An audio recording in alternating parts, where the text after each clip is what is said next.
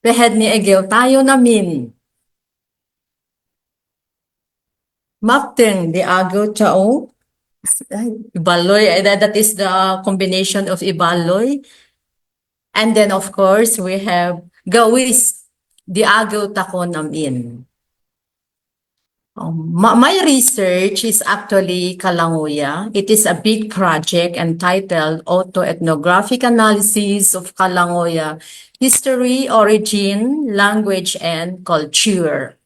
So in the area of origin, it is aligned with history curriculum.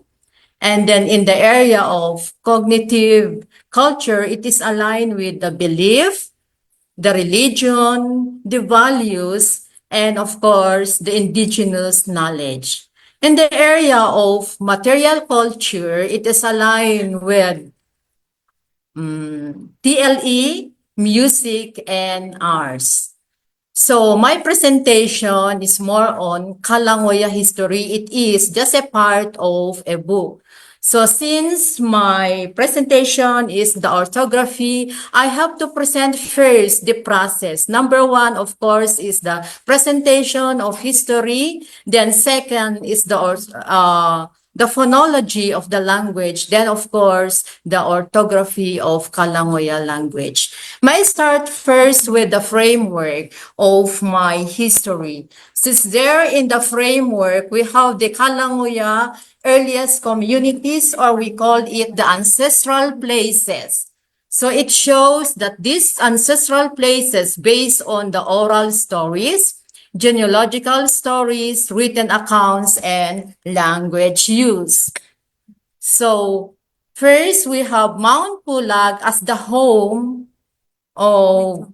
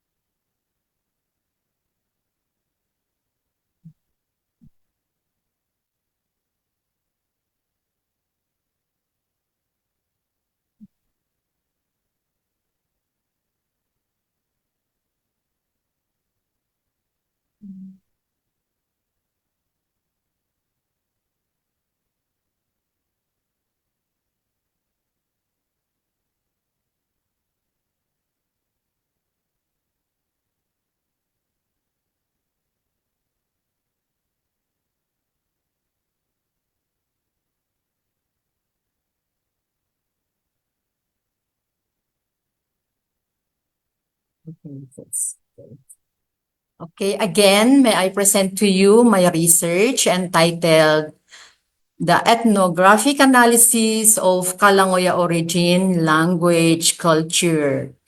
So in the area, as I stated a while ago, in the area of origin, I align with the history, and in the area of cognitive culture, I align with the values, the perceptions, of course, and the philosophy, including also the indigenous knowledge. And in the area of material culture, I align with PLE, music, and arts. This is because this is the recommendations of the DepEd. Okay, so in my presentation, I have to present first the origin of Kalanguya. So we have the framework showing the Kalanguya earliest communities or ancestral places as based on oral stories, genealogical stories, written accounts, and language use. Okay, so Mount Pulag as the home of Kalanguya ancestors. Why? It depicts that the first Kalanguya ancestors were Kabigat, Lingan, Amduyan, Lidum, and Uhdum. They were the first Kalanguya ancestors that were saved or haklit during the flood. So the highest mountain called Pola or Polak, also the seat of the Igorot descendant according to Antolin in his book 1879. Now again, we have another theory here as Mount Pulag as the seat of Kalanguya evolution by Morado Dagia. So the Kalanguya speakers were dispersed to the following areas or places. Of course, we have Ahin, Tinoc, Taboy, Tinoc, Kiangan, Ifugao, Kayapan, Nueva Vizcaya, and Baguio, Nueva Vizcaya, Bugas, Benguet, Luacan, Baguio, and Sinipsip, Benguet. Again, we have Mount Pulag as the sacred mountain of the Kalanguya speakers. Because it contains the dust of the ancestors and even the spirit of the forest called Bibiyao. The mysterious happenings and events experienced by the residents near Mount Pulag and those tourists who visited the Mount Pulag shows that Mount Pulag is the temple of the Kalanguya ancestors and spirits. Mysterious stories narrated by residents are described as follows. So, of course, we have one story here in the early 1980s. Badoy Liktab from Luhong Tinoc Ifugao was missing for almost 3 years until such time that Tibaldo Balagan accidentally found him alive wandering at Mount Pulag. So when asked about what happened to him, he narrated that those spirit named Hapulok and Alhingay hid and fed him with fruits and even instructed him not to wash, change, and cut his hair. He was momentarily left by the spirit when the hunter saw him and forced him to go home immediately. He believed that it was only yesterday when he lived with the spirits at Mount Pulag. All right, another story in the year 1994, Felix Simbadan, a resident of Tawangan Kabayan, Benguet, had experienced mysterious disappearance. So the informant, Felix Simbadan, was sent to transfer a cow to another grazing area, but he never returned until one day, his sister saw him in the nipa hut near the Kaingin. When asked again what happened to him, he explained that he had been hidden by spirits named Dinangwatan and Bayuka. He was watching the people searching for him, but they were not able to see him. He only came to his senses when these two spirits invited him for swimming, but on their way, fear crept on his body, so he did not follow the spirits anymore. The spirits mentioned were victims of drowning long time ago. All right, so these were just the stories that also justify that Mount Pulag is the sacred mountain of Kalanguya. Another point of origin here is the Ahin Valley as the common genealogical point of origin and the seat of Kalanguya civilization. Why? You can see the rice terraces, and of course, along the rice terraces is the river as source of trading. We have the water, we have the river that was processed into salt, solid, and used as trading. This also theory was claimed by other cultural groups such as Sibaloy, Kankanae, and Tuali. So one of my informants, my late father-in-law Guinsiman or Gilodan, mentioned Bayeng as the patriarch of Kalanguya. This patriarch married Hagumbay and settled in Sitio Luwe of Barangay Ahin. The couple had 8 children who scattered themselves to the different areas like Ifugao, Benguet, Mountain Province, Nueva Ecija, and Nueva Vizcaya. It was concluded that the family of Bayeng started in Ahin, but since most of the children are traders and hunters, they did not stay in their place of origin, but rather explored the other areas and lived with neighboring groups like Kankanae, Ibaloy,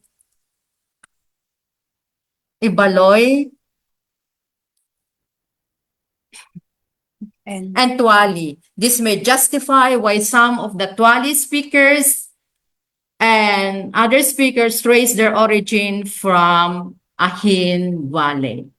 Okay, another point of origin. This is also already a written point of origin during the Spanish period, 1769 and 1789 by Antolins. So in here, at least they mention the ancestral places of Tinoc, Tukukan, and Itboy. Okay, another use of origin is the local use of language. So the word Pulag derived from the local term of the inhabitants, Pulag or Napulagan, meaning bald or no trees, because the cogon and soft grasses of the mountain look like ripened rice stalks from afar. So here, it is the use of language. That's why the word, however, we have also some researches, it is used as Polak or Polog during the American time. Okay. So geographically, Mount Pulag is situated within 3 provinces of northern part of Ifugao, western part of Benguet, and southern part of Nueva Vizcaya, and surrounded with 5 municipalities, namely Bukod, Kabayan, Bugyas, Tinoc, and Cayapa. However, only I think the municipality of Kabayan and Bukod were able to, yes, were able to maintain, and they have tourists, they profits from the tourists. Dapat may sharing din sana ang Pino.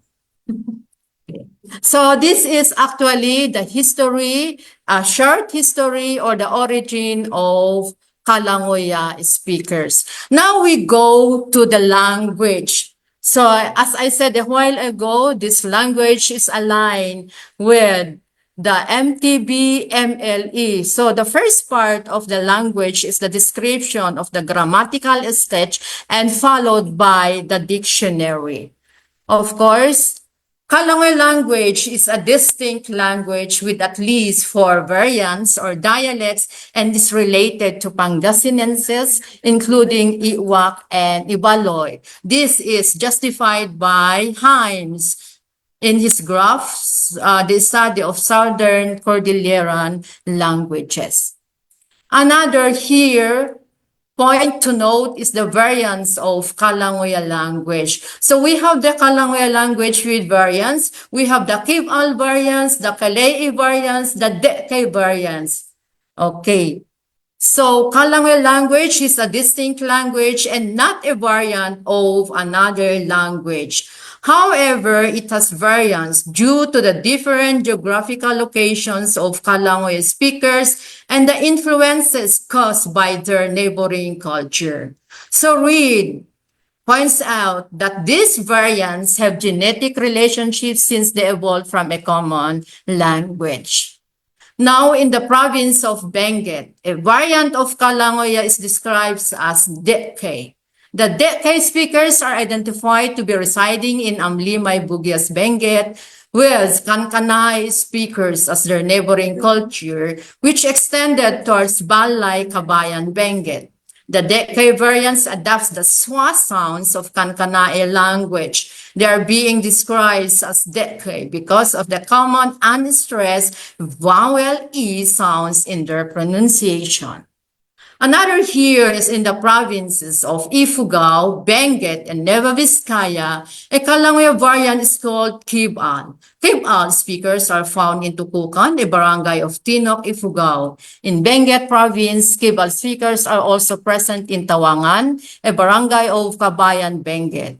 In the province of Nueva Vizcaya, 𝐂𝐵𝒈𝒈 speakers are commonly found in Santa Fe, Aritao, Cayapa, and parts of Cebu. They are being described as 𝐂𝐵𝒈𝒈 because of the prominence of the vowel A sound in their pronunciation. In 𝐂𝐵𝒈𝒈, the vowel E is changed to vowel A. A variant called 𝐾𝐿𝐴 is found in the municipality of Asipolo, Ifugao. They are being described as 𝐾𝐿𝐴 because of the commonly used vowel E in their pronunciation. Sometimes the vowel U and A is changed to vowel E. Now we have the Kalanguya linguistics identity and issues. So Blas, in the year 1991, used the term Kalahan in his microgroup of languages in the Philippines.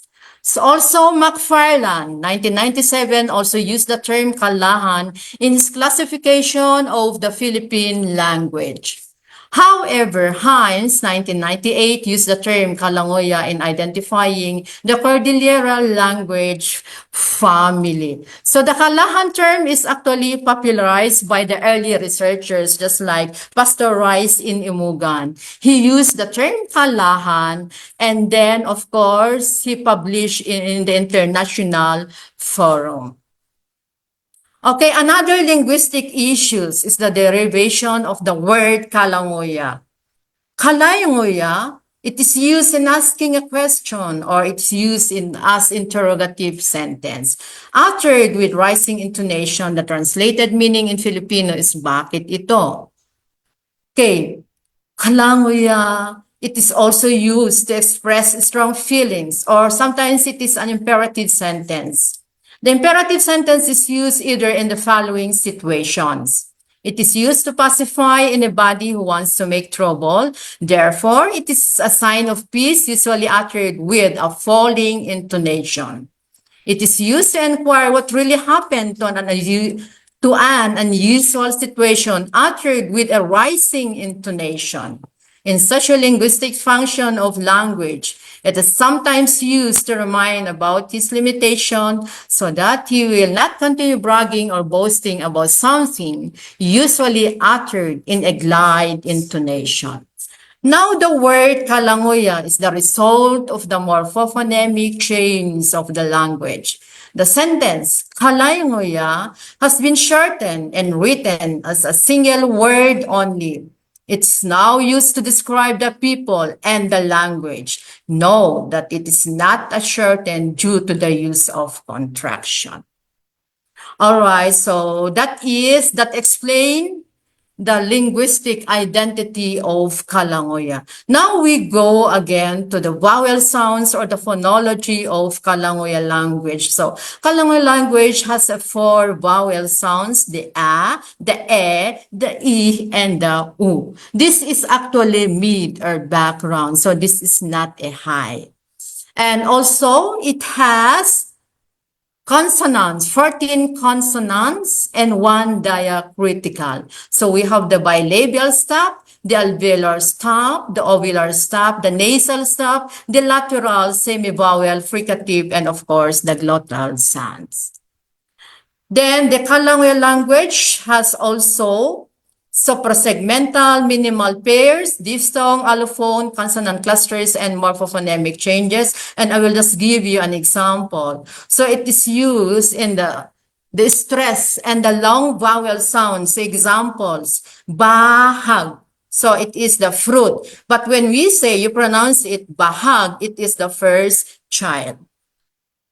Okay, the minimal pairs, just like p and b, just like pala, bala, tuh and duh, tulong, dulong, kuh and guh, kel, gel, buh and duh, bala, dala, and puh and tuh, patu and batu. The diphthong, we have examples here, the I, it's like kalay, the ye, and aw, gubao. Then the allophone, usually the allophone, of course, as I said earlier, this is because of the variants of Kalanguya language. So we have payew, and then it becomes payew. Or another here, payew or payaw. Okay. So under the morphophonemic features, we have the deletion, the assimilation, gemination, and addition. An example of this is the deletion of a middle vowel in the stem if affix is added. Example here is I plus idawat. However, I is deleted and idwat or to give. Another deletion is the vowel a and preposition di. So wada di lagod. So di was deleted, including the vowel. So wad lagod. Wada di ng kayan or wad ng kayan, and so on. So there is also a deletion, the syncope of the E vowel and assimilation of the consonants of the infix in. So in, it's deleted, so it becomes kimbet, or scratch. Okay, we have also the assimilation. This is usually the nasal consonant assimilate to the point of articulation of the consonant which follows. Example, man, bayo, it becomes mam bayo. In plus bayo, im bayo. For the gemination, we have the prefix set na ka or paka invoke a gemination of the root initial consonants. For example, naka plus bahba, nakabahba. This is actually superlative already, destroyed totally. And then we have addition, just like the interrogative pronouns like hipa, tula, piga, and pigantu are added by semivowel for appropriate sounds in the sentence. So, tula plus y, tulay, or where, and so on. Then the vowel u of the pronoun ku, i, and mu, u is deleted when the pronouns are attached to verbs and nouns that ends in a vowel. So example, ibaga plus ku, ibaga. Hali plus ku, hali. Kadwa plus mu, kadwam. Okay, another here is the vowel of the linker ni and determiner d is deleted when the determiners are attached to words ending in a vowel. So, mu plus d, of course, it is deleted. So, mood. Kami plus d becomes kami. So, that's the phonology, the short presentation on the phonology of Kalanguya language. Now we go to the orthography of language. Actually, there is no standardized Kalanguya orthography since the language is used orally in communication. To date, indigenous language like Kalanguya is used in the four modes of communication, such as listening, speaking, reading, and writing. The use of language, Kalanguya language, in writing is very important in teaching and learning. However, issues such as the appropriate spelling of Kalanguya words arises as there is no existing Kalanguya orthography. It must be noted that in written communication, a prerequisite features in writing is an orthography. An orthography consists of a written symbol that represents the sound features of a language. It describes the spelling convention used in official and academic purposes. So in order to come up with an orthography, the Kalanguya teachers of Ifugao, Benguet, and Nueva Vizcaya provinces under the DepEd are trying to draft their own orthography. To help settle the differences, the researcher had analyzed the Kalanguya language. The research outputs were presented during series of focus group discussion. The researcher was also invited as speaker to discuss about Kalanguya sounds, morphology, and culture. KWF, the main agency that considers appropriate orthographies, had suggested that Kalanguya orthography must be harmonized and standardized. Now we see the first Kalanguya orthography. The original, I describe it as the original orthography of Kalanguya language. So the original orthography of Kalanguya language is composed of 17 letters and one non-letter diacritical marks. Like the orthography of the Filipino Alibata, it is composed of 17 letters only, 3 vowels and 14 consonants. The original orthography is used to spell the original words of Kalanguya language. Usually, original words are spelled based on the existing phonemes in the language. The existence of the borrowed words in the language should be spelled using appropriate phonemes.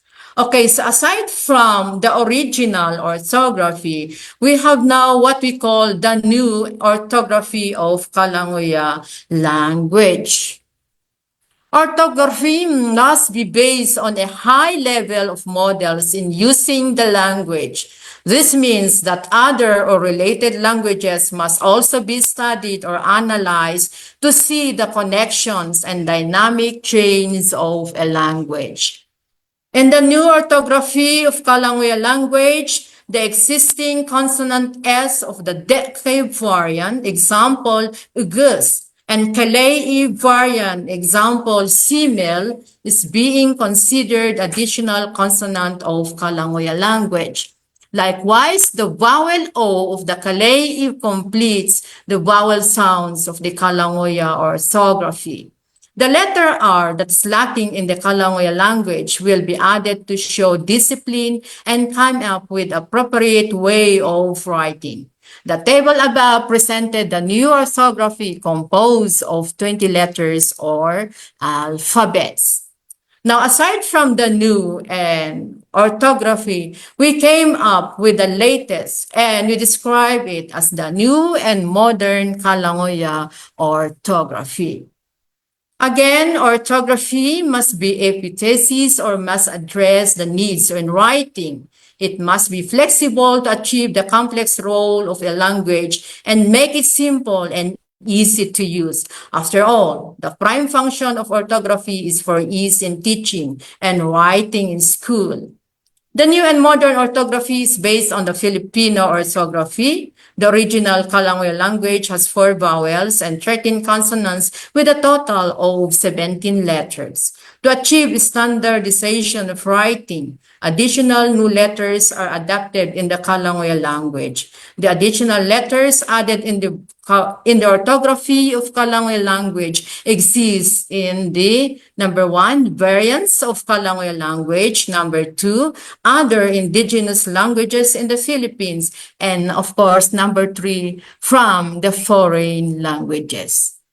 The new and modern orthography of Filipino language adopts 8 letters, just like C, F, J, N, Q, V, X, and Z, in which 4 are existing in the indigenous languages of the Philippines.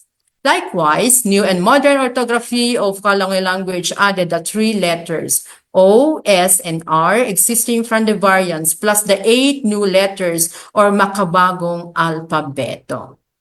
So to achieve standardization, the Kalanguya language needs to adopt the 28 letters.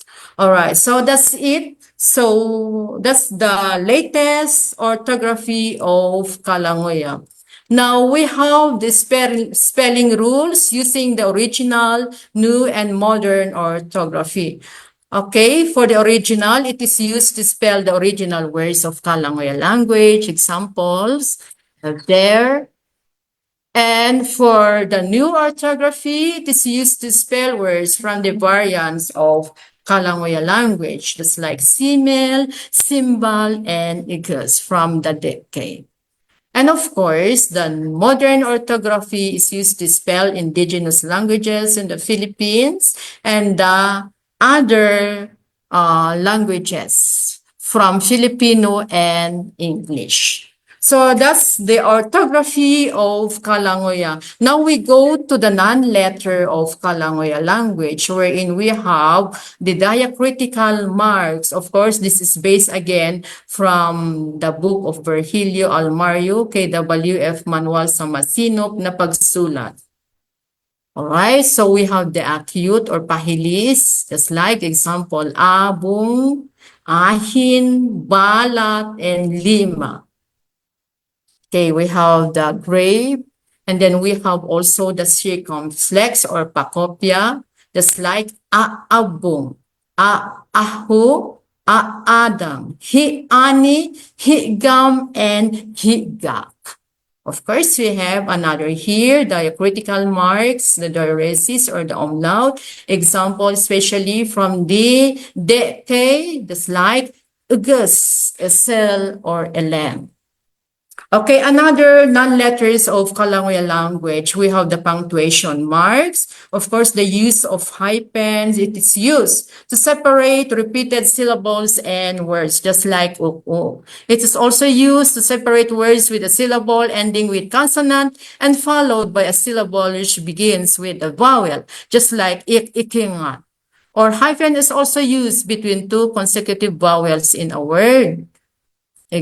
And then hyphen is used in prefixes, just like i, he, and han. Examples, itinek, iahin, hiani. Then hyphen is used if the syllables or words are followed by proper nouns, just like Patinek or Maka Filipino. Again, hyphen is used if it's followed by foreign words. Example, pa-cute, maki-computer, ipakrimate. And of course, the last one is the use of apostrophe, example, idwa. All right, so this is my presentation regarding the Kalanguya language, and thank you for listening.